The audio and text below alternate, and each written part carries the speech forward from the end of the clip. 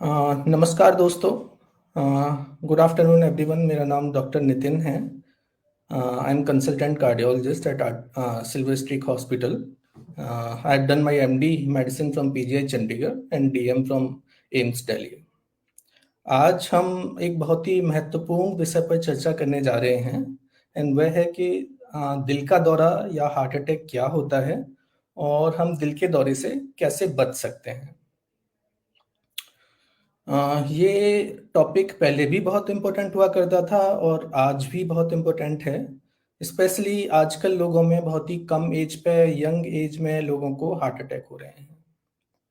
तो हमें पता होना चाहिए कि हार्ट अटैक के कारण क्या होते हैं, हार्ट अटैक क्या होता है और हम कैसे इससे बच सकते हैं।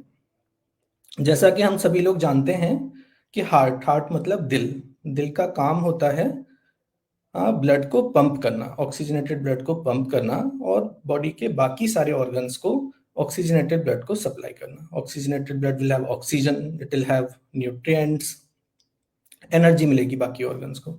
अगर कुछ सेकंड्स के लिए, कुछ मिनट्स के लिए दिल धड़कना बंद कर दे, काम करना बंद कर दे, तो अचानक मरीज की, अचानक पेशेंट की जान जा सकती है। तो इसका फंक्शन बॉडी के लिए बहुत इंपॉर्टेंट है। इसका अच्छे से पंप करना, ब्लड को पंप करना बहुत जरूरी है। अच्छा, हार्ट जो होता है ऑक्सीजनेटेड ब्लड को पंप करता है दूसरे ऑर्गन्स के लिए, लेकिन हार्ट की जो मसल्स होती हैं उनको भी ऑक्सीजनेटेड ब्लड की जरूरत होती है अच्छे से पंप करने के लिए। अगर हार्ट की मसल्स को प्रॉपर ऑक्सीजन नहीं मिलेगी, न्यूट्रिएंट्स नहीं मिलेंगे, तो वो भी पंप नहीं कर पाएगा। जो हार्ट के दिल के अंदर जो ब्लड होता है उससे पूरी आपूर्ति नहीं हो सकती है हार्ट की मसल्स की। उसको जो ऑक्सीजन और ब्लड की जरूरत होती है उसके लिए हार्ट के दिल के बाहरी सतह पर कुछ नसें जा रही होती हैं जिनको हम बोलते हैं कोरोनरी आर्टरीज। वो कोरोनरी आर्टरीज हार्ट के बाहरी सतह पर रहती हैं और उसकी ब्रांचेस हार्ट की मसल्स के अंदर जाके ब्लड को सप्लाई करती हैं। ऑक्सीजनेटेड ब्लड होता है, इन्हीं वेसल्स के थ्रू हार्ट को ऑक्सीजन मिलती है, इन्हीं वेसल्स के थ्रू न्यूट्रिएंट्स मिलते हैं, एनर्जी मिलती है, जिससे हार्ट पंप करता रहता है कंटिन्यूअसली, नॉन स्टॉप। अगर इन्हीं वेसल्स के अंदर, कोरोनरी आर्टरीज के अंदर किसी भी वजह से रुकावट आ जाए, अगर ऑब्स्ट्रक्शन आ जाए, तो फिर जो पंपिंग होती है हार्ट की वो अफेक्ट हो सकती है। अब ये रुकावट दो तरीके से हो सकती है। या तो स्लोली इसके अंदर कुछ रुकावट है, कोलेस्ट्रॉल के प्लाक हैं, वो ग्रो करते जा रहे हैं, धीरे धीरे रुकावट बढ़ा रहे हैं, इसकी वजह से धीरे धीरे पेशेंट को सिम्टम्स आएंगे। लेकिन कभी कभी क्या होता है कि ये रुकावट जो होती है अचानक से पैदा होती है, ब्लड क्लॉट बनता है वहां पे और आगे का जो ब्लड का बहाव है पूरा ही रुक जाता है, ऑलमोस्ट रुक जाता है। तो जब ऐसे अचानक से सिचुएशन होती है तो हार्ट की जो मसल्स होती हैं उनको ऑक्सीजन नहीं मिल पाता है। ऑक्सीजन नहीं मिलेगा, उनको न्यूट्रिएंट्स नहीं मिलेंगे, तो फिर हार्ट की मसल्स की डेथ होना स्टार्ट हो जाती है। अगर उनको ये सारी चीजें फटाफट नहीं मिलती हैं हार्ट की मसल्स को, तो डेथ जो है, हार्ट मसल्स की जो डेथ है वो परमानेंट हो जाती है, with in few hours irreversible damage हो जाता है। और जब ये सिचुएशन अचानक से होती है, हार्ट की नस में जो ब्लॉकेज है अचानक से जब होता है, तब हम इस सिचुएशन को बोलते हैं हार्ट अटैक या फिर माइकार्डियल इन्फार्क्शन या दिल का दौरा। ये जो सिचुएशन होती है इसकी वजह से मरीज को कई सारे सिम्टम्स हो सकते हैं। मोस्ट कॉमन सिम्टम, जो सबसे कॉमन सिम्टम है, वो है छाती में दर्द। Left side of the chest में दर्द हो सकता है, सेंटर ऑफ द चेस्ट में हो सकता है। साथ में मरीज को घबराहट होती है, जनरली सांस फूलना, घबराहट होना, ऐसा लगना कि दुनिया खत्म होने वाली है, दिस इज कॉल्ड डूमिंग सेंसेशन। इस टाइप के सिम्टम्स होते हैं। लेकिन कुछ मरीजों में सिम्टम्स इतने प्रोमिनेंट नहीं होते हैं, या फिर दूसरे टाइप के चेस्ट पेन की जगह दूसरे सिम्टम्स हो सकते हैं। कई बार एकदम कंप्लीटली साइलेंट अटैक भी हो सकते हैं, जिसमें सिर्फ टेस्ट में ही पता चलता है कि हार्ट अटैक है, मरीज को सिम्टम्स इतने ज्यादा नहीं थे। इसको साइलेंट हार्ट अटैक बोलते हैं। इसमें भी खतरा उतना ही रहता है जितना नॉर्मल हार्ट अटैक है जिसमें सिम्टम्स हैं।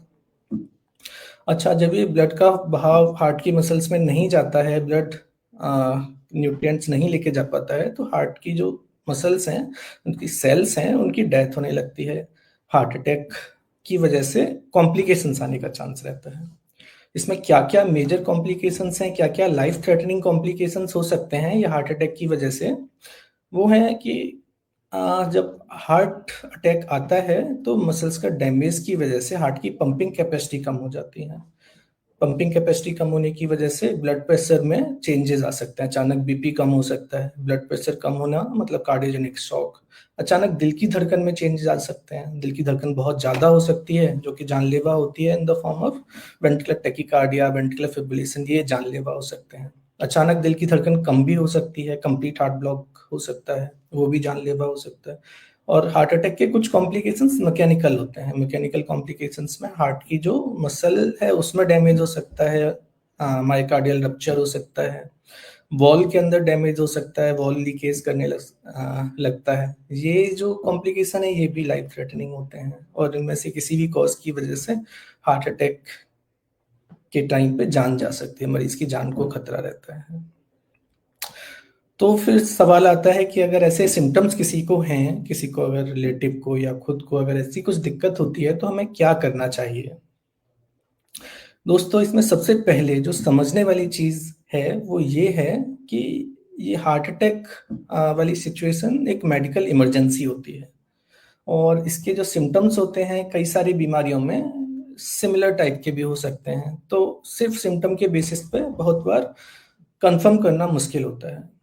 तो इमीडिएटली पेशेंट को नियरेस्ट मेडिकल फैसिलिटी में लेके जाना होता है। अगर ऐसे सिम्टम्स हैं, मरीज को छाती में दर्द है, सांस फूल रहा है, घबराहट हो रही है, इस टाइप के सिम्टम्स हैं, तो तुरंत नियरेस्ट मेडिकल फैसिलिटी में लेके जाना है जहां पर ईसीजी और कुछ ब्लड टेस्ट की फैसिलिटी है। ईसीजी में हम मेजर हार्ट अटैक को पकड़ सकते हैं। कुछ ब्लड टेस्ट होते हैं जब हार्ट की, दिल की मसल्स की डेथ होती है हार्ट अटैक की वजह से, ब्लड सप्लाई रुकने की वजह से, तो कुछ एंजाइम्स ब्लड में सिक्रीट हो जाते हैं।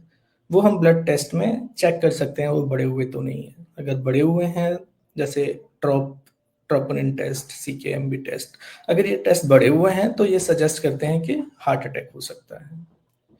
कुछ और टेस्ट भी अवेलेबल हैं कंफर्म करने के लिए। जब एक बार कंफर्म हो जाता है कि हार्ट अटैक है, मेजर हार्ट अटैक है, तो हमारा जो प्रयास रहता है मरीज की जान बचाने के लिए वो रहता है कि दिल की जो नस बंद है, खून की सप्लाई जिसमें बंद है, उसमें दोबारा से ब्लड फ्लो रिस्टोर किया जाए और वो भी जितना जल्दी से जल्दी पॉसिबल है उतना जल्दी किया जाए।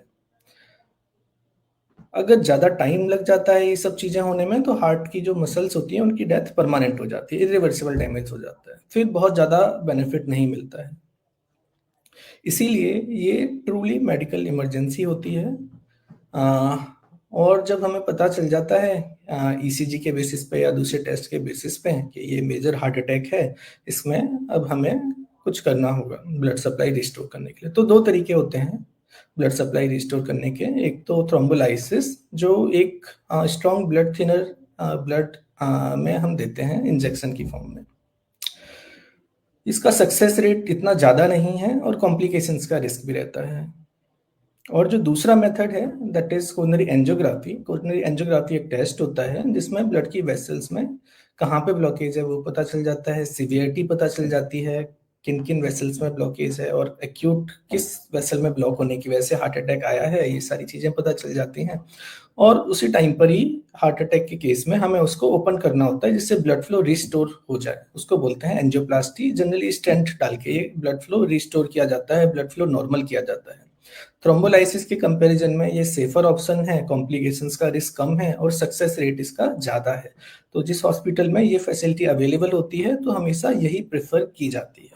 अगर ये फैसिलिटी अवेलेबल नहीं है तो फिर हम दूसरे थ्रोम्बोलाइसिस वाले ऑप्शन पे जाते हैं। इसके अलावा कुछ और सपोर्टिव मेडिसिन होती हैं, खाने वाली टैबलेट्स होती हैं, ब्लड थिनर्स, 2 टैबलेट चलते हैं, कोलेस्ट्रॉल कम करने की दवा होती है, कुछ इंजेक्शंस और होते हैं ब्लड थिन करने के लिए। तो ये वाली चीज़ें हमें तुरंत अप्लाई करनी होती हैं जिससे मरीज की जान बचाई जा सके, उसमें जो हार्ट अटैक के कॉम्प्लिकेशंस हो सकते हैं उनसे बचा जा सके। अच्छा, ये वाली चीज तो हो गई हार्ट अटैक क्या होता है, अगर किसी को सिम्टम्स हैं तो कैसे उसको इन्वेस्टिगेट किया जाता है, कैसे ट्रीट किया जाता है।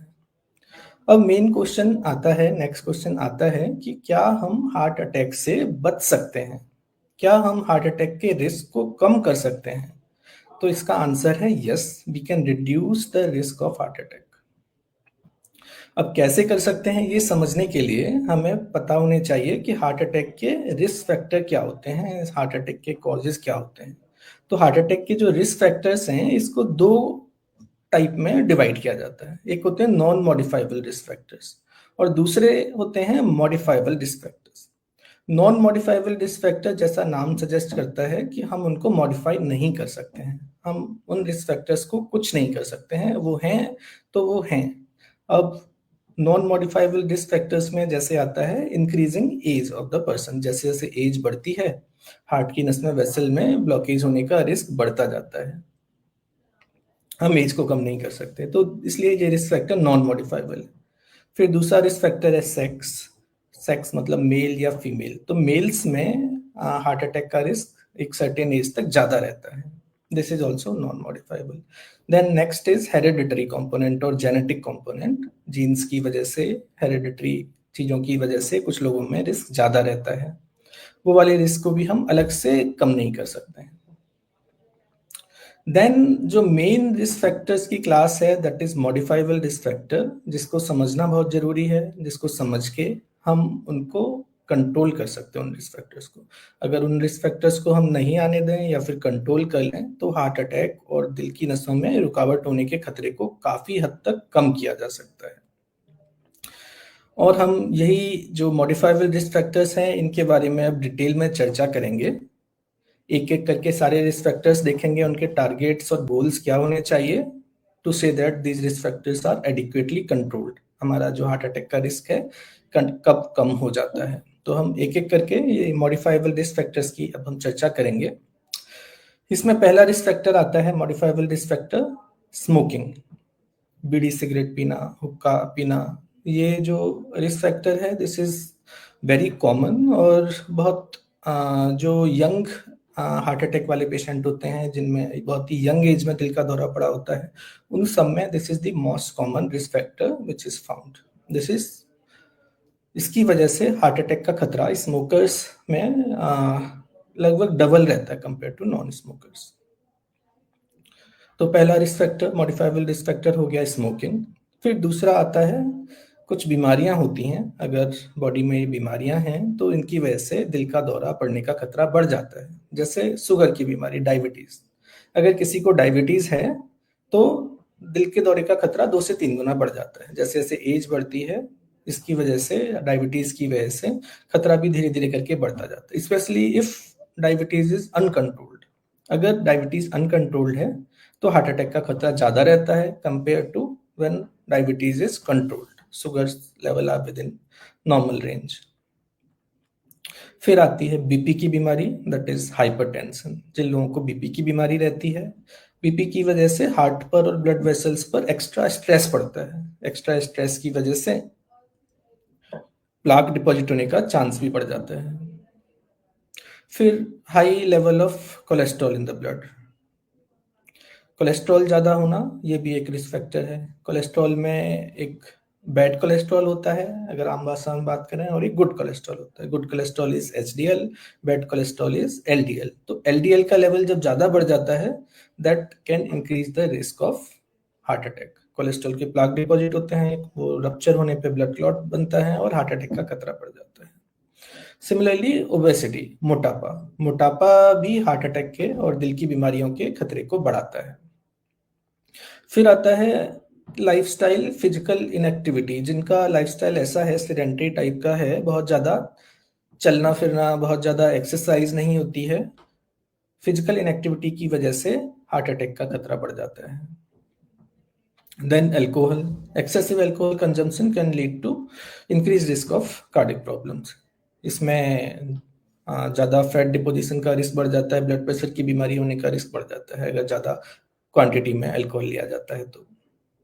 देन स्ट्रेस, अगर किसी को ज़्यादा मेंटल स्ट्रेस रहता है तो भी हार्ट अटैक का और दिल की बीमारी होने का खतरा बढ़ता है, वो मल्टीफैक्टोरियल होता है।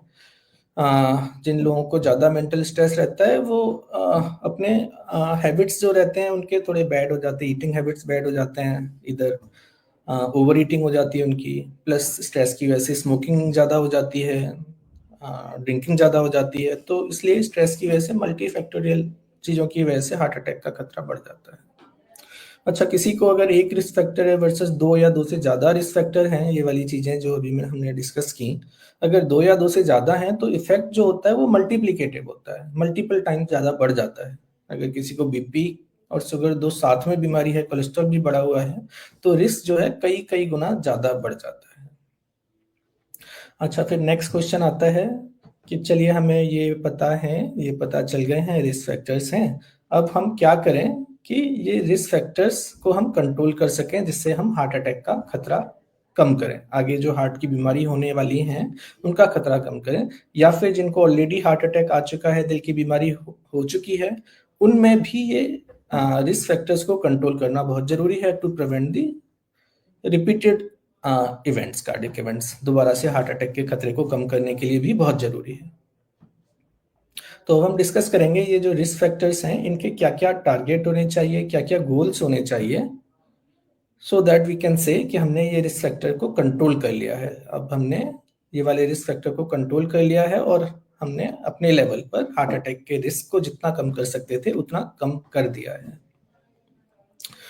तो सबसे पहले बात करते हैं स्मोकिंग की। स्मोकिंग में कई लोग आके पूछते हैं कि पहले जैसे हम 10 बीड़ी या सिगरेट पीते थे, अगर हम इसको कम कर दें, पर डे 2 या 3 कर दें, एक दिन में 10 से कम करके इतना कर दें, तो क्या हमारा हार्ट अटैक का खतरा कम हो जाएगा? इतना ठीक है? तो नहीं। स्मोकिंग का जो टारगेट है, गोल है, that is complete cessation, completely stop करनी है स्मोकिंग, बिल्कुल बंद करनी है, तभी हार्ट अटैक का खतरा कम होता है। और अच्छी चीज ये है कि कुछ सालों के बाद खतरा काफी हद तक कम हो जाता है, उस लेवल तक पहुंच जाता है जितना नॉन स्मोकर में खतरा रहता है। तो इसलिए स्मोकिंग का ध्यान रखना है, बिल्कुल ही बंद करनी है, कंप्लीटली स्टॉप करनी है। फिर डायबिटीज, जो डायबिटीज वाले पेशेंट्स होते हैं उसमें क्या गोल टारगेट रहते हैं? आइडियली उसमें जो हम शुगर मेजर करते हैं वो fasting blood sugar, postprandial blood sugar और HbA1c, ये वाले टेस्ट करके मेजर करते हैं। तो HbA1c एक 3 महीने का एवरेज शुगर बताता है। इसका टारगेट कंट्रोल के लिए लेस देन 7 होना चाहिए। अगर एग्रेसिवली कंट्रोल करना चाह रहे हैं तो it should be less than 6.5। Fasting sugar should be less than 125 and postprandial, खाना खाने के बाद वाली sugar, should be less than 180। Sugar कम करने के लिए खाने पीने की चीज़ों में परहेज करना पड़ता है, लाइफस्टाइल मॉडिफाई करना पड़ता है। अगर इन सब चीज़ों से कंट्रोल नहीं हो रही है तो फिर मेडिसिन से स्टार्ट करनी पड़ती है जिनसे हम शुगर को कंट्रोल कर सकते हैं। तो इसके जो गोल्स हैं वो क्लियर हैं शुगर कंट्रोल होने के। फिर आता है नेक्स्ट ब्लड प्रेशर, हाइपरटेंशन की बीमारी। जिसको ब्लड प्रेशर की बीमारी रहती है उनके लिए जो गोल्स हैं ब्लड प्रेशर के लिए, systolic blood pressure should be less then 140। ऊपर वाला जो ब्लड प्रेशर है वो 140 से कम, नीचे वाला 90 से कम।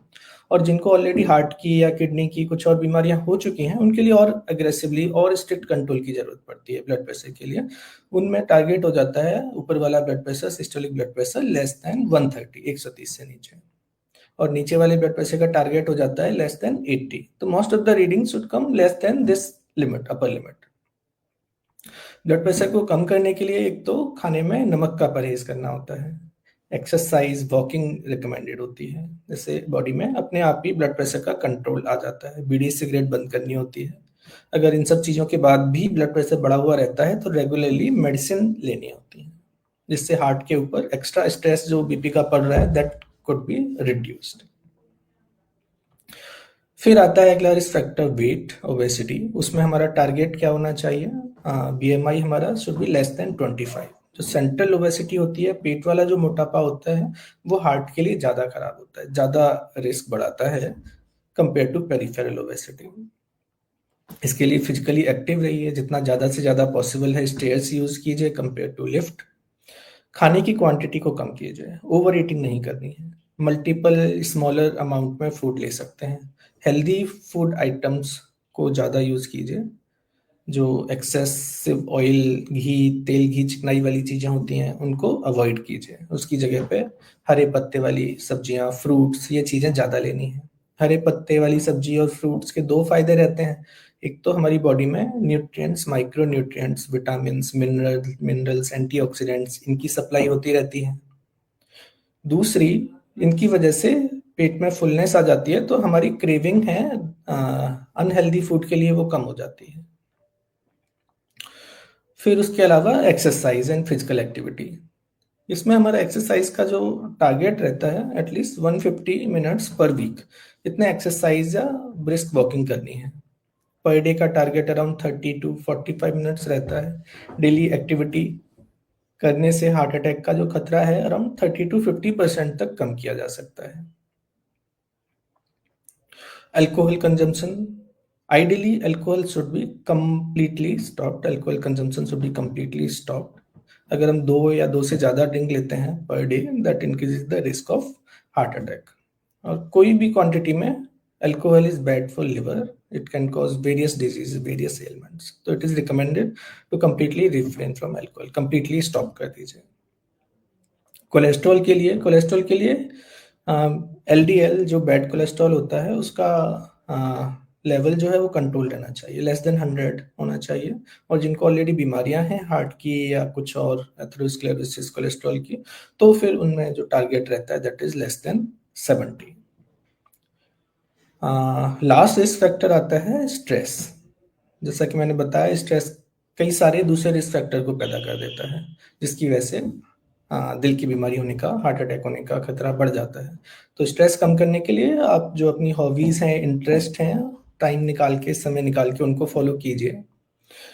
काम से समय निकाल कर छुट्टियां लीजिए, घूमने के लिए जा सकते हैं, फैमिली के साथ आउटिंग पे जा सकते हैं। There are various techniques, yoga techniques, exercises, जिनसे हम स्ट्रेस को कम कर सकते हैं। सो टू कंक्लूड, एंड में मैं बताना चाहूँगा कि हार्ट डिजीजेज, दिल की जो बीमारियां हैं, हार्ट अटैक हैं, ये ट्रीटेबल है, इनका इलाज पॉसिबल है। हार्ट अटैक के केस में जितना जल्दी से जल्दी इलाज होगा उतना मरीज के लिए अच्छा रहेगा। जितना जल्दी नस का जो ब्लड फ्लो रुका हुआ है वो ओपन हो जाएगी नस, जितना जल्दी ब्लड फ्लो ओपन हो जाएगा उतना हार्ट को कम डैमेज होगा। तो ये एक मेडिकल इमरजेंसी होती है। हार्ट अटैक के सिम्टम्स के टाइम पे तुरंत पेशेंट को हॉस्पिटल, नियरेस्ट फैसिलिटी में लेके जाना चाहिए। जो भी बेस्ट ट्रीटमेंट अवेलेबल रहता है वो लेना चाहिए। लेकिन हार्ट अटैक, जो दिल की बीमारियां हैं, उनको होने से बचाना is more important compare to उनका जो ट्रीटमेंट है। ट्रीटमेंट भी जरूरी है, लेकिन अगर हम उनको होने से बचा दें, उनको रिस्क को कम कर दें, so that is much much more important. That is prevention is always always better than cure. तो हमें प्रिवेंट करने के लिए हमें रिस्क फैक्टर्स पता होने चाहिए कि हार्ट अटैक के क्या क्या रिस्क फैक्टर्स होते हैं। फिर रिस्क फैक्टर्स के जो कंट्रोल करने के मेथड्स हैं वो पता होने चाहिए, और कंट्रोल होने के मेथड्स के अलावा उनके जो टारगेट्स हैं, गोल्स हैं, वो भी पता होने चाहिए कि हमें किस लेवल तक लेके जाना है। कोई वैल्यू है, अगर हमारी बॉडी में कोई डिजीज है, रिस्क फैक्टर, हार्ट अटैक के लिए जो रिस्क फैक्टर है उसको हमें कहाँ तक कंट्रोल करना है। So thank you so much for patient hearing. I would say stay fit, stay healthy, और अपनी लाइफ एंजॉय कीजिए। अगर आपको कुछ क्वेश्चन पूछने हैं then you can ask your questions directly. Thank you.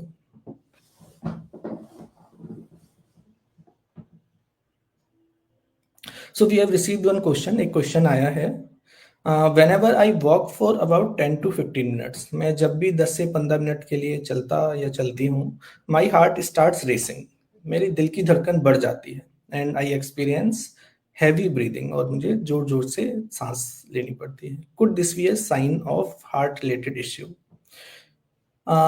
Yes, it could be a sign of heart related issue. इसमें हमें कई सारी चीजें असेस करनी पड़ेंगी। एक है एज। एज क्या है? जैसे जैसे एज बढ़ती है हार्ट की बीमारी होने का रिस्क बढ़ता जाता है। कुछ कुछ केसेस में दिल की बीमारी अगर है तो ऐसी सिचुएशन हो सकती है कि हम जैसे ही चलना स्टार्ट करते हैं तो दिल की धड़कन बढ़ जाती है, सांस फूलने लगती है, घबराहट होने लगती है।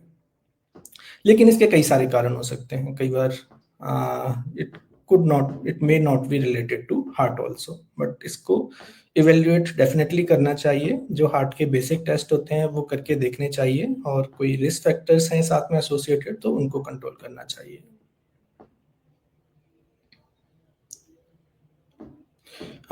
We have next question. Next question है, क्या स्ट्रेस से हार्ट अटैक का खतरा हो सकता है? बहुत ही अच्छा क्वेश्चन है। हमने थोड़ा डिस्कस भी किया इसके बारे में कि और इसका आंसर है यस, स्ट्रेस से हार्ट अटैक का खतरा बढ़ता है। This is also a risk factor. For heart attack. ज़्यादा स्ट्रेस लेने से एक तो बॉडी के अंदर इन्फ्लामेटरी स्टेट पैदा हो जाती है। इन्फ्लामेटरी स्टेट की वजह से वेसल के अंदर ब्लड का क्लॉट बनने का चांस बढ़ जाता है। दूसरा, जिन लोगों को ज़्यादा स्ट्रेस रहता है वो अनहेल्दी हैबिट्स अडॉप्ट कर लेते हैं। वो लोग स्मोकिंग ज़्यादा करते हैं, फिजिकल एक्टिविटी उनकी बहुत कम हो जाती है, खाने पीने में उनका परहेज इतना नहीं रहता है, अनहेल्दी फूड आइटम ज़्यादा खाते हैं। तो ये सब क्यूमुलेटिव चीज़ें हार्ट अटैक के रिस्क को बढ़ाती हैं। तो इसलिए आंसर इज यस, इससे हार्ट अटैक का खतरा बढ़ता है और हमें इसको कंट्रोल करना चाहिए। We have another question, diabetes में हार्ट अटैक में पेन होता है क्या? ये बहुत ही अच्छा क्वेश्चन है, बहुत ही इम्पोर्टेंट क्वेश्चन है। जैसा मैंने बताया कि ज़्यादातर लोगों में हार्ट अटैक के टाइम पे छाती में दर्द होता है, या तो left side of the chest में या सेंटर ऑफ द चेस्ट में, sometimes right side of the chest, shoulder, chest pain can radiate to chin, या फिर एपिगैस्ट्रिक रीजन में हो सकता है, upper part of the abdomen. लेकिन जो समझने वाली चीज़ है वो ये है कि सभी पेशेंट्स में पेन की इंटेंसिटी सेम नहीं रहती, और कई सारे पेशेंट्स में पेन नहीं होता है। स्पेशली डायबिटिक पेशेंट्स में, जिनको डायबिटीज़ है, उसमें बहुत सारे पेशेंट्स में हार्ट अटैक के टाइम पे चेस्ट पेन नहीं होता है।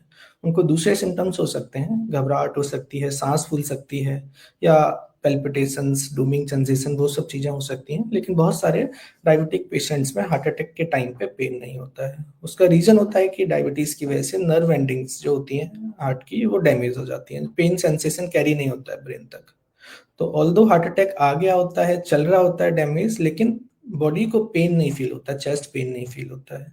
तो इसलिए ये चीज़ ध्यान रखना जरूरी है कि बिना पेन के, बिना चेस्ट पेन के भी हार्ट अटैक हो सकता है, और उसका जो खतरा है उतना ही है जितना चेस्ट पेन वाले पेशेंट को होता है। लेकिन हम कई बार इग्नोर कर देते हैं ये सोच के कि हमें तो चेस्ट पेन नहीं हो रहा है, या हमारे मरीज को चेस्ट पेन नहीं हो रहा है, तो हार्ट अटैक कैसे हो सकता है। तो ये वाली सोच गलत है।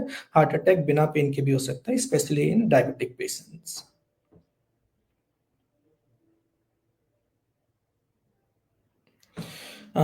We have next question. What is the reason of young deaths due to heart attack in recent times?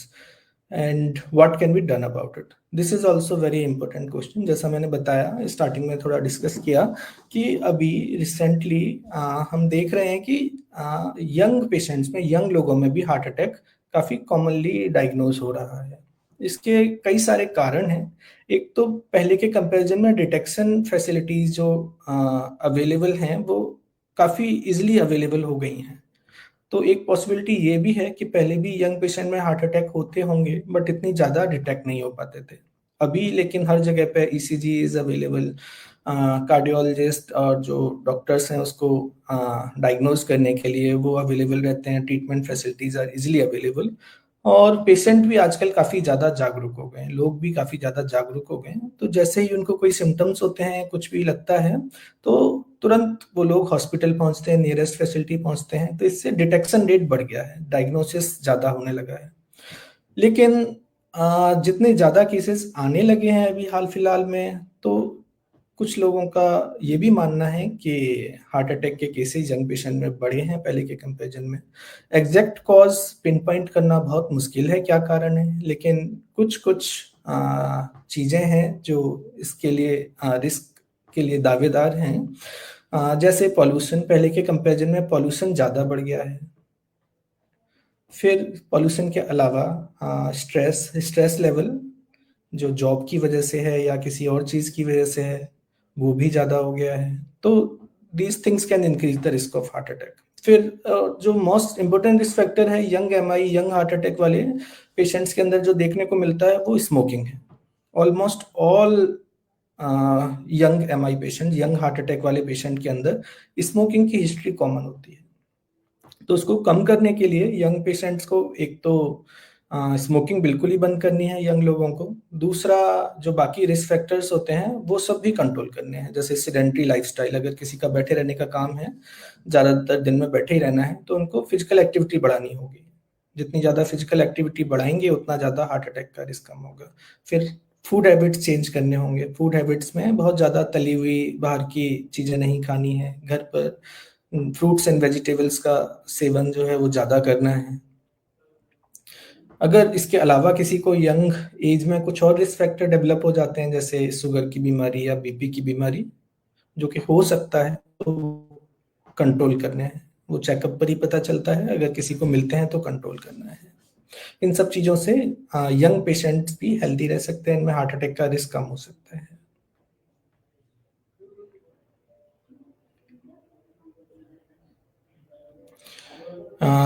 Next question is, how can an average person know if their heart is healthy? This is also a good question. एक normal person है, normal बंदा है, वो कैसे जाने कि उनका heart ठीक से काम कर रहा है? तो इसके लिए सबसे इम्पोर्टेंट चीज़ जो होती है वो बॉडी खुद ही बताती है, सिम्टम्स। बॉडी आपको खुद ही बोलती है, अगर हार्ट की वजह से कुछ प्रॉब्लम हो रही है तो धीरे धीरे करके सिम्टम्स आना स्टार्ट हो जाते हैं। सिम्टम्स में अगर हार्ट की नस में ब्लॉकेज की वजह से दिक्कत आ रही है तो चेस्ट पेन हो सकता है, थोड़ा वॉक करेंगे तो चेस्ट पेन होने लगेगा, पसीना वगैरह आने लगेगा, फिर बैठेंगे, बैठने के बाद थोड़ा कम हो जाएगा। तो इस टाइप का सिम्टम है, दिस इज कॉल्ड एंजाइना। ये क्लासिकल सिम्टम होता है हार्ट की नस में ब्लॉकेज होने का। फिर अलग अलग टाइप के दूसरे सिम्टम्स भी हो सकते हैं, सांस फूलने वाली बीमारी भी हो सकती है हार्ट की प्रॉब्लम में।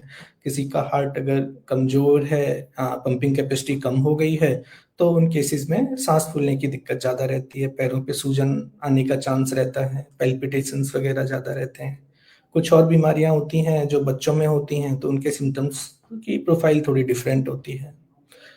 बच्चों में अगर बार बार रेस्पिरेटरी ट्रैक्ट इन्फेक्शन हो रहे हैं या ब्लूइश डिस्कलरेशन नोट हो रही है, तो that could be related to heart problem. बड़ों में जनरली ये वाली चीजें उससे पहले ही डिटेक्ट हो जाती हैं। तो जो बड़े लोगों में बीमारियां होती हैं जनरली हार्ट अटैक की होती हैं, हार्ट फेलियर वाली होती हैं। तो इसके सिम्टम्स हो गए एक तो ये सिम्टम्स हैं। अगर किसी भी पर्सन को ऐसे सिम्टम्स हैं तो कार्डियोलॉजिस्ट के पास जाके, नियरेस्ट फैसिलिटी में जाके अपने आप को असेस करना जरूरी है। उनको एग्जामिन करेगा डॉक्टर और कुछ रेलेवेंट टेस्ट करेगा देखने के लिए कि क्यों सिम्टम्स हैं, क्या ये हार्ट से रिलेटेड है या कुछ और वजह है।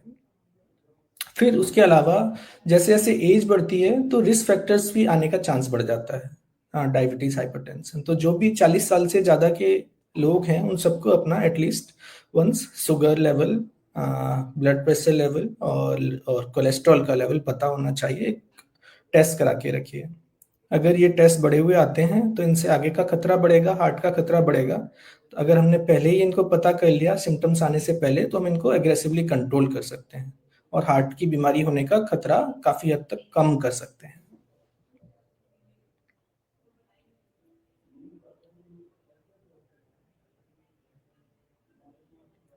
Okay, if there are no questions, then I'd like to say thank you everyone for patient hearing. And अगर आपको किसी को भी, आपके फैमिली मेम्बर्स को या फ्रेंड्स को, किसी को भी अगर ऐसी कुछ दिक्कत लगती है हार्ट रिलेटेड या सिम्टम्स होते हैं, तो you can come to Silver Streak hospital for assessment, examination and relevant investigations. Thank you everyone.